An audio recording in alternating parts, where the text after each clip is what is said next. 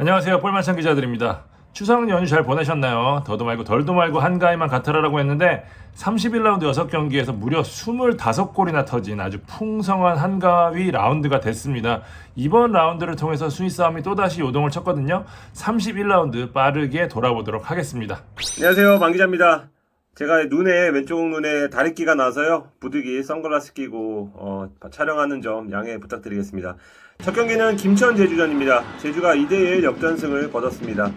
홈팀 김천은 모처럼 베스트에 가까운 라인업 3미들 고승범, 이영재, 권창훈을 동시에 선발 투입하고요, 김지현과 박지수를 최전방과 후방에 배치를 했습니다. 제주, 너희 한번 해보자. 제주야, 7월 5일 4대0의 추억 잊지 않았지? 라고 말하고 싶었을 것 같습니다. 전반 28분 김지현의 원더골이 터지면서 기분 좋게 리드를 합니다. 오른쪽에서 가운데로 파고들어서 때린 왼발 슛이 그대로 구석에 꽂힙니다. 올해의 골에 도전해 볼 만한 제주가 손을 쓸 수 없는 골이었습니다. 이 골 하나만으로도 김지현 선수에게 KOM을 주고 싶은 마음이 간절하지만 김천은 아쉽게도 선제골을 지키지 못하고 또 역전패를 당했습니다. 왜 또? 라고 말했냐면요, 김천은 최근 홈 4경기에서 모두 전반에 선제골을 넣었습니다. 그 선수들이 하나같이 김시성을 지닌 선수들이란 점 TMI로 말씀을 드리고요. 그런데 그 4경기에서 결과가 어땠냐? 한 번도 못 이겼습니다. 1무 3패, 3번이나 역전패를 당했는데요. 제주전에서도 그랬습니다. 37분 윤빛가람의 페널티를 황인재가 막을 때까진 분위기가 괜찮았는데 4분 뒤인 전반 41분 서진수가 황인재를 기어이 뚫어냅니다. 역습 상황에서 김주공이 내준 패스를 가볍게 밀어넣었습니다. 서진수가 누구냐? 지난 8일 김천에서 전역한 선수인데요. 전역 나흘 만에 김천 종합운동장에서 동점골을 터뜨렸습니다. 2019년 제주에서 프로 입단한 선수인데 김천 다녀오고 하고 하다 근 3년 만에 제주에서 데뷔골을 넣었습니다. 제대하자마자 등번호 9번 주고 바로 선발 투입한 남길 감독의 기대에 10분 부응하는 활약이었습니다. 제르소의 경고 누적 결장 공백을 잘 메워줬습니다. 제주는 후반에 더 강하게 몰아붙였습니다. 26분이었죠? 정훈이의 헤더가 골대 맞고 나온 공을 링이 밀어넣었습니다. 제주는 이 골을 지키면서 5경기 만에 승리, 같은 라운드에서 비긴 4위 인천과의 승점차를 3점으로 좁혔습니다. KOM은 김주공으로 하겠습니다. 첫 골 장면에서 빠른 돌파와 어시스트가 돋보였고요. 6개의 지상 경합 상황에서 모두 성공했습니다. 제주가 2선과 3선에서 힘싸움이 밀리지 않는데 기여했습니다. 김천은 10위 강등권 탈출에 실패를 했고요. 이번 라운드를 통해서 대구와 함께 그룹 B가 확정됐습니다.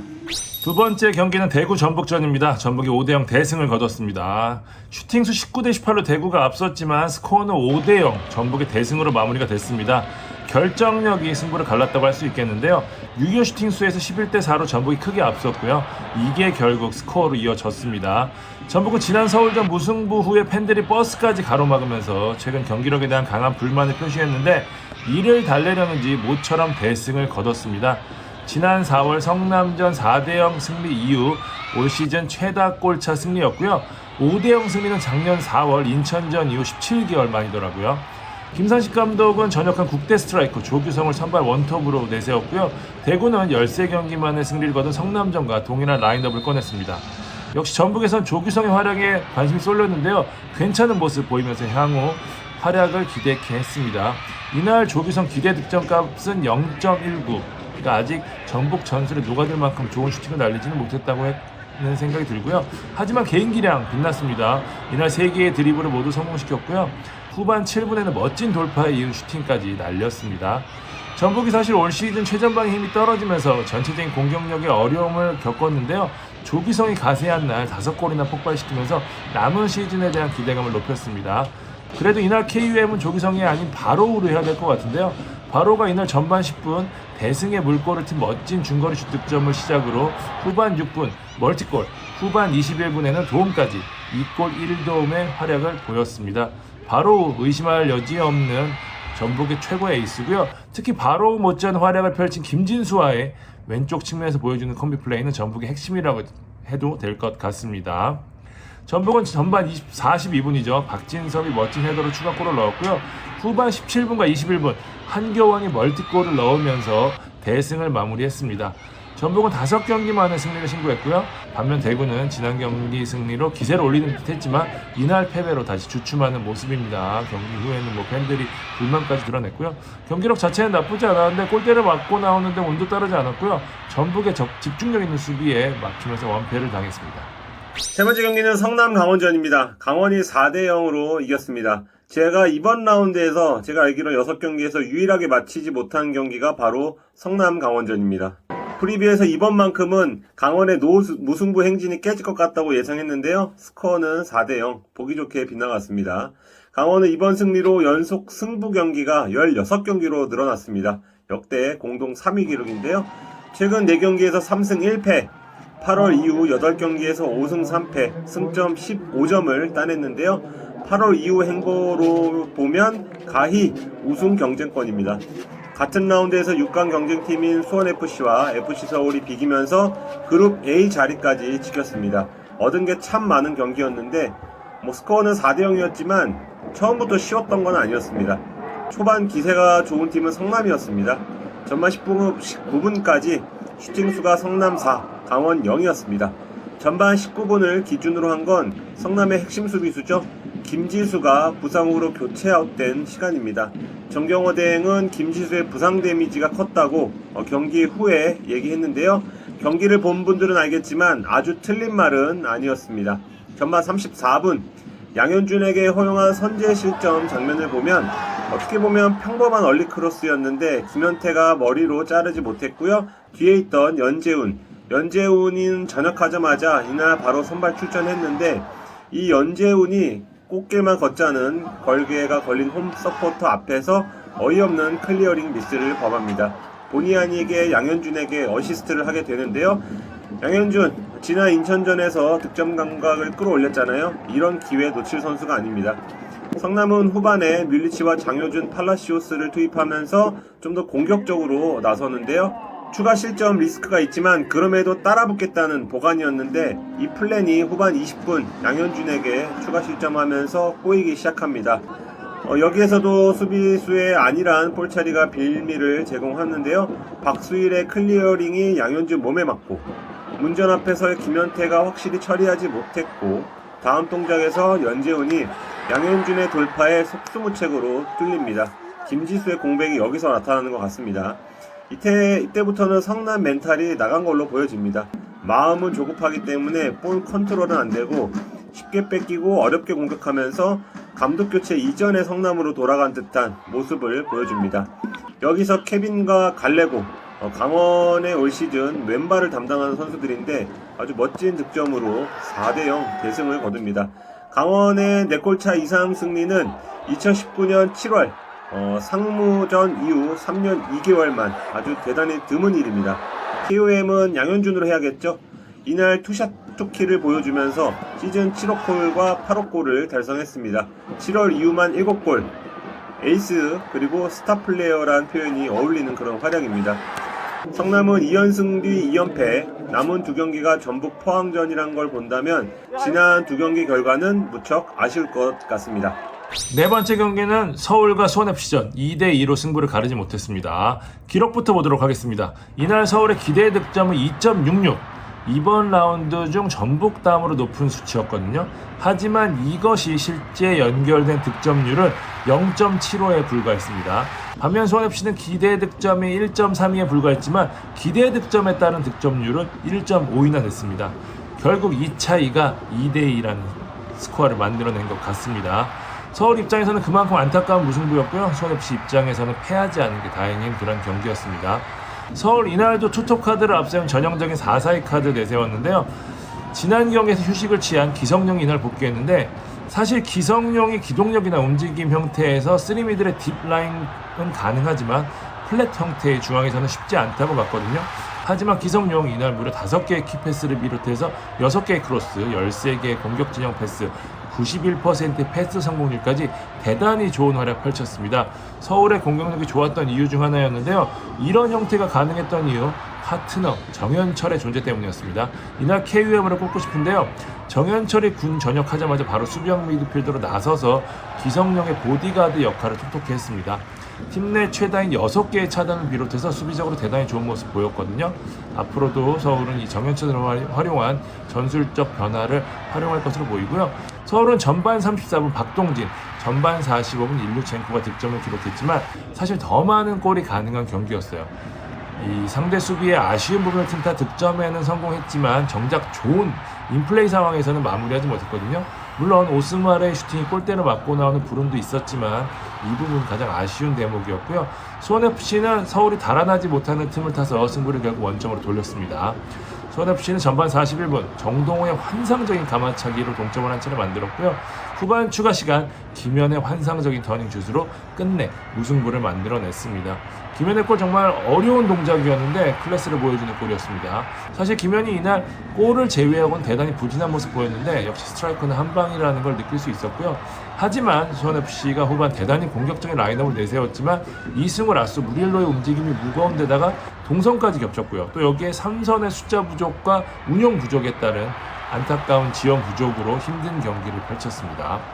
서울은 이날 무승부로 파이널 A행에 좀 멀어진 모습이고요. 수원FC는 강원과 2파전을 유지하면서 불씨를 이어갔습니다. 11일 경기로 갑니다. 이번 라운드에서 가장 주목을 받았던 울산과 포항의 동해안 더비 2대1로 포항이 웃었습니다. 축구는 오늘처럼 하는 거다. 김기동 감독의 말처럼 추석 연휴를 흔든 명승부가 펼쳐졌습니다. 173번째 동해안 더비의 주인공은 포항 그리고 무명의 신인 노경호였습니다. 포항의 극적인 버저비터로 승리하면서 다시 한번 우승 구도로 바꾼 킹메이커의 역할을 했다는 내용 전해드리면서 포항은 이날 누적 경고로 빠진 허용준의 자리에 김승대가 나섰고요. 전역한 하창래가 곧바로 경기에 투입됐습니다. 울산은 마틴 아담을 원톱으로 한 4-2-3-1 카드를 내세웠고요. 일단 울산 얘기부터 할게요. 울산 최근 경기력 이날뿐만 아니라 좋지가 않습니다. 시즌 초반에 보여줬던 강력하고 짜임새 있는 경기력이 안 나오거든요. 마틴 아담을 전방에 두고 보다 단순하게 플레이하면서 버텼는데 이마저도 점점 힘을 잃고 있는 모습입니다. 사실 이날도 점유는 했고 슈팅도 더 때렸는데 결정적인 장면은 잘 안 나오거든요. 이날 울산의 기대 득점 0.48에 불과했습니다.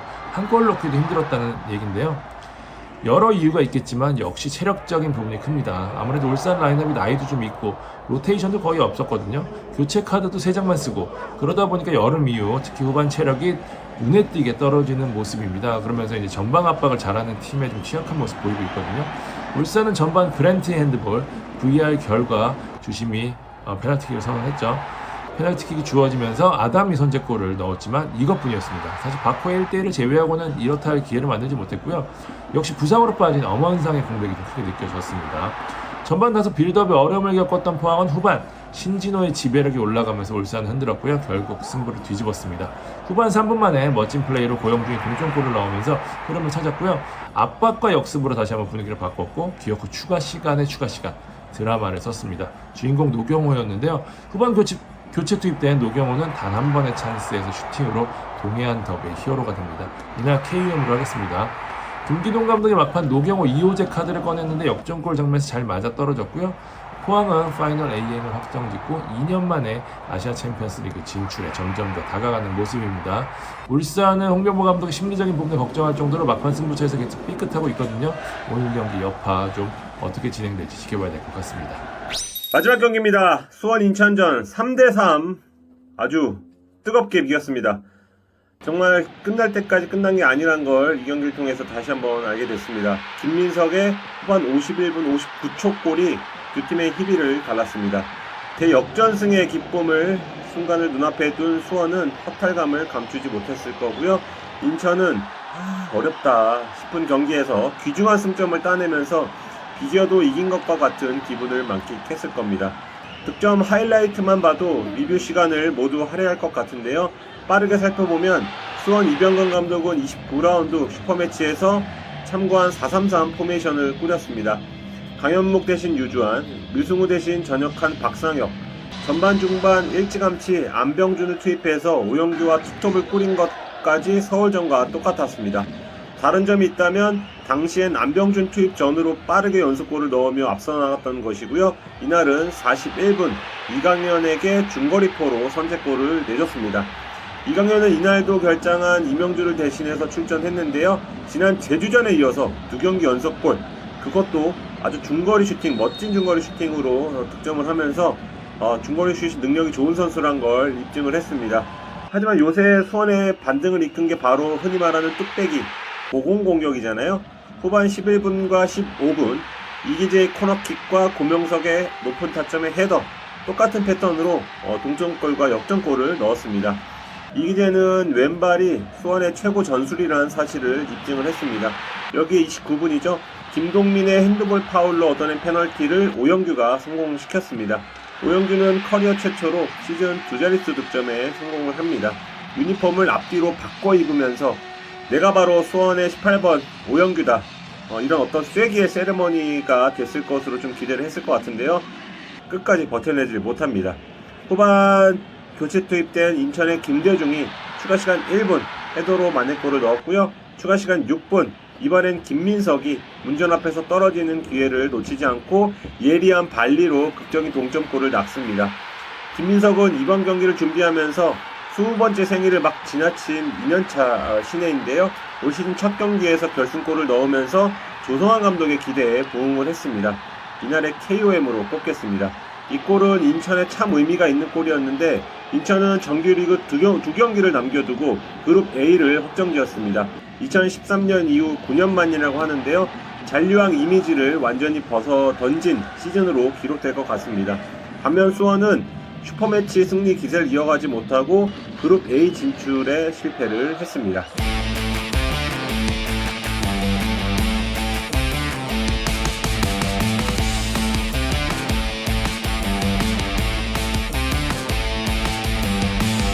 (32라운드) 프리뷰 짧게 하도록 하겠습니다. 첫 경기는 13일 오후 7시 수원 종합운동장에서 열리는 수원FC와 김천의 경기입니다. 수원FC는 다음 경기가 울산인 만큼 파이널 A행을 위해서 반드시 잡아야 하는 경기입니다. 하지만 역시 수비진에 대한 아쉬움이 크고요. 여기 공격진이 전체적으로 컨디션이 좋지 않다는 것도 고민이 될 수밖에 없는 상황입니다. 김동윤 감독은 3백과 4백, 원톱과 투톱을 두고 고심을 이어가고 있습니다. 김천은 신병체제로 전환 후에 눈에 띄게 경기력이 좋아지고 있고 송지훈, 문지환, 이유현 등 부상자들도 복귀하고 있는데요. 하지만 핵심 자원이 이영재의 경기력이 떨어지고 있다는 게 고민이 될 것 같습니다. 사실 제주전에서 보듯이 경기력이 승점으로 이어지지 않고 있거든요. 역시 마무리에 대한 부분이 큽니다. 수원FC가 올 시즌 김천을 상대로 2번 모두 승리한 가운데 수협이 지난 4경기를 모두 수도권에서 치렀고 이번이 홈이라는 점, 그렇기 때문에 일정과 동선상으로는 아무래도 유리한 부분이 분명히 있거든요. 수원FC에서는 김천전 2경기 연속골을 기록 중인 이승우, 김천에서는 지난 경기 골맛을 본 김지현을 키플레이어로 꼽겠습니다. 제 예상은 무승부하도록 하겠습니다. 아무래도 김천의 흐름이 괜찮다는 게 눈에 띄고요. 만 기자의 예상은 수원FC 승리입니다. 외국인 선수의 약한 김천, 홈 2점 작용할 것이라고 전망했습니다. 두 번째 경기 오후 7시 30분 제주 월드컵 경기장에서 열리는 제주와 대구전입니다. 제주는 김천전 승리로 흐름을 바꿨죠. 사실 제주가 이전에도 승리하지 못했을 때에도 경기력 자체는 좋았거든요. 때문에 이 승리가 물꼬가 되길 제주 측은 바라고 있습니다. 일단 포백 라인의 신점을 줄이는 게 첫 번째 과제가 될 것 같아요. 현재 5경기 연속 실점 중이거든요. 대구는 일단 지난 전북전 대패 여파를 어떻게 넘는지가 중요하죠. 사실 지금 상황에서 변화를 줄 카드 자체가 거의 없다는 게 대구의 고민이거든요. 대구는 세징야의 복귀로 공격은 이제 조금 숨통이 트였는데 수비가 너무 들쑥날쑥한 상황입니다. 두 팀 모두 수비가 불안하다는 것은 결국 다득점 양상이 될 공산이 크다는 얘기인데 일단 올 시즌 2번의 맞대결에서는 딱 한 골만 나왔습니다. 이 골로 1승 1무로 대구가 우위에 있고요. 지난 시즌까지 봐도 3승 2무 1패로 대구가 앞서 있고 특히 제주홈에서는 4승 2무로 대구가 특히 강했다는 점 봐야 될 것 같은데요. 제주는 돌아온 제르소와의 기대를 걸 것 같고요. 대구는 수비의 핵 정태욱이 얼마나 해주느냐가 결국 수비의 관건이 될 것 같습니다. 제 예상은 제주의 승리를 택했는데요. 흐름에서 제주 쪽으로 가고 싶습니다. 만 기자는 제주승, 쉬다운 제르소 무섭다고 전망을 했습니다. 세 번째 경기는 같은 시각 서울 월드컵 경기장에서 열리는 서울 강원전입니다. 서울은 최근 2의 법칙을 따르고 있습니다. 7월 6일 이후 2연패, 2연승, 2연속 무승, 2연승, 2연패, 2연속 무승 흐름입니다. 이번에 2연승 차례가 되길 바랄 텐데요. 결론적으로 현재 4연속 승리를 하지 못하면서 그룹 A와의 승점 차가 4점이 됐습니다. 이번 상대가 6강 싸움 중인 강원이란 점에서 사실상 한 해 농사를 좌우할 가장 중대한 일전이 될 것 같은데요. 6위 강원은 최근 4경기에서 3승 1패, 최고의 상승세를 타고 있는 팀이란 점에서 부담스러울 것 같습니다. 강원은 수원, 인천, 성남, 최근 수도권 원정 3연전에서 연승을 하고 있고요. 서울 상대로 올 시즌 1승 1무, 우위를 점하고 있다는 점을 앞세웁니다. 키플레이어는 서울 일류첸코, 강원 양현준을 해야겠죠. 서울이 효율성을 앞세운 컨셉으로 변화를 줬고 경기력이 생각만큼 나오고 있지 않다는 점에서 일류첸코의 한방이 중요해 보이고요. 양현준은 최근 3경기 3골, 기세가 좋습니다. 추가적으로 서울은 수비수 강상희가 수협전 앞두고 워밍업 과정에서 부상을 당해 이번 경기 출전이 어려워 보이고요. 강원은 3백의 핵심인 김영빈이 누적 경고 징계를 떨쳐내고 돌아옵니다. 제 예상은 무승부로 하겠습니다. 윤수볼이 호락호락할 것 같지 않습니다. 창기자 예상은 서울 승! 지난 경기 무승부가 선수단을 깨울 것 같다고 전망했습니다. 14일 경기로 갑니다. 오후 7시 전주 월드컵 경기장에서 열리는 전북과 성남전입니다. 최근 맞대결 돌아보면 전북의 외인 선수들이 성남 수비진의 융단 폭격을 가한 걸 확인할 수 있습니다. 구스타보는 특히 최근 4번의 성남전에서 7골을 넣을 정도의 킬러 본능을 발휘해 왔는데요. 지난 제주전에선 후반 22분 교체 투입을 했습니다. 짧은 경기 간격을 고려할 땐 대구전보단 출전 시간이 늘어날 가능성이 있어 보이는데 일단 조규성 중심의 공격진의 개편이 되는 상황에서 구스타보가 어떤 역할을 해줄지 본인이 강했던 성남 상대로 활약을 해줄지가 전북 입장에선 중요합니다. 성남은 핵심 수비수죠. 김지수가 강원전에서 당한 부상 여파로 이번 경기 출전이 쉽지 않아 보이는데요. 연재훈이 포함된 성남의 새로운 수비 조합이 조규성이 가세한 전북 공격진을 어떻게 감당해낼지가 이날 경기의 포인트로 보입니다. 성남도 끌려가고 있을 수만은 없을 겁니다. 그래도 해줘야 되는 선수는 뮬리치입니다. 06년 독일 월드컵 대표팀 동료인 김상식 감독과 정경호 감독의 지략 대결도 볼거리겠습니다. 제 예상은 무승부 하겠습니다. 전북 최근 홈경기에서 무승부 비중이 높은 데에는 이유가 있을 겁니다. 창기자 예상은 전북 승했습니다.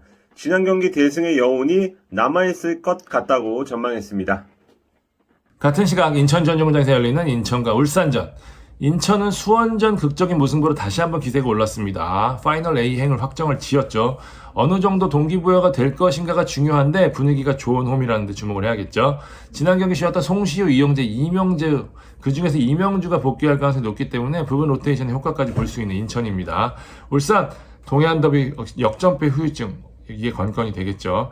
울산이 올 시즌 고비마다 연패 없이 잘 넘겼는데 지난 패배는 트라우마를 자극할 수 있는 부분이기 때문에 올 시즌 울산의 가장 중요한 고비가 아닌가 싶어요. 일단 울산은 엄원상이 8부상으로 뛸 수도 없는 데다가 그라운드에서 중심을 잡아줄 주장 이청용까지 누적 경고로 빠지거든요. 그렇기 때문에 좀 고민이 될 것 같고요. 인천은 올 시즌 울산과 두 차례 맞대결에서 모두 비겼어요. 조성환 감독이 서울도 그렇고 패싱 게임을 잘하는 팀을 잘 잡는다는데 주목을 해야 될 것 같고요. 그래서 인천은 울산의 뒷공간을 허물 수 있는 김보섭, 울산에서는 그래도 차이를 만들어줄 수 있는 바코를 키플레이어로 꼽고 싶습니다. 제 예상은 무승부로 하겠습니다. 상성상 인천이 지지는 않을 것 같다라는 전망을 하고요. 만기자의 예상은 울산승, 인천 경기 계속 맞추고 있다. 느낌이 그렇다라고 전망을 했습니다. 마지막 경기는 오후 7시 30분 수원 월드컵 경기장에서 열리는 수원과 포항전입니다. 수원은 홈 3연전의 시작, 인천전을 아쉬운 무승부로 마무리했는데요. 빡빡한 일정에서 이동 없이 홈에서 연전을 치르게 된 점은 긍정적인 요소로 보입니다.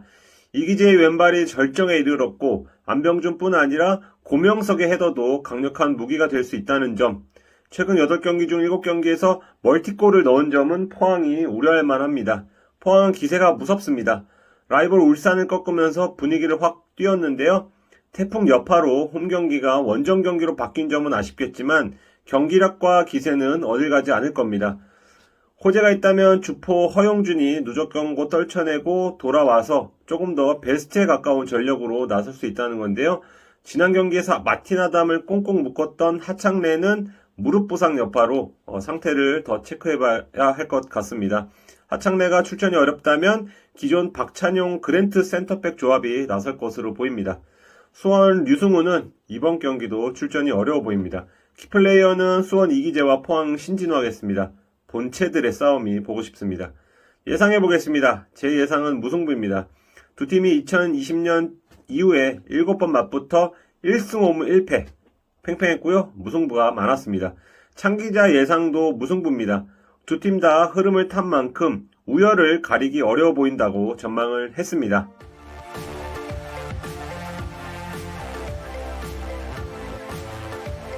네, 지금까지 리뷰와 프리뷰를 해봤습니다. 저희는 이제 수요일 주중 경기를 보고 주말 프리뷰 방송을 할 건데요. 프리뷰 방송도 많은 시청 바라겠습니다. 지금까지 볼만찬 기자들이었습니다. 감사합니다.